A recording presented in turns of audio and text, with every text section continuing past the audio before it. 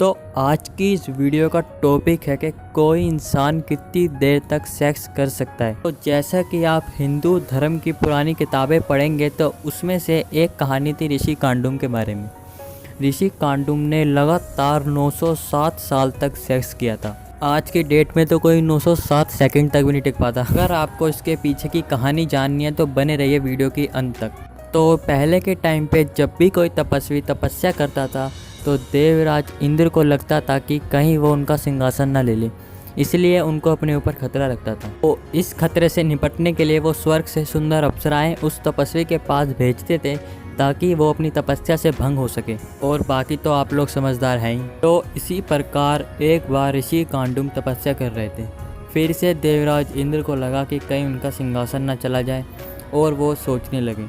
तो उन्होंने स्वर्ग की सबसे सुंदर अप्सरा प्रेम लोचा को भेजा और प्रेम लोचा स्वर्ग की सबसे सुंदर अप्सराओं में से एक थी। तो जब प्रेम लोचा ऋषि कांडूम के पास गई तो ऋषि कांडूम तपस्या कर रहे थे और जैसे ही ऋषि कांडूम ने प्रेम लोचा को देखा तो वो प्रेम लोचा की सुंदरता में मदहोश हो गए और प्रेम लोचा जंगल की तरफ जाने लगी।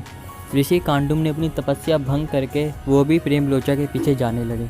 तो वह दोनों एक कुटिया में रुकते हैं। उस कुटिया में ऋषि कांडूम प्रेम लोचा के साथ पूरे 907 साल तक लगातार संभोग करते हैं। अगर प्रेम लोचा ऋषि कांडूम को बीच में ही छोड़ के आ जाती तो ऋषि कांडूम प्रेम लोचा को श्राप दे देते और ऋषियों के श्राप से तो देवता भी नहीं बचते, ये तो फिर भी अप्सरा थी। और ऊपर देवराज इंद्र प्रेम लोचा का इंतज़ार कर रहे थे।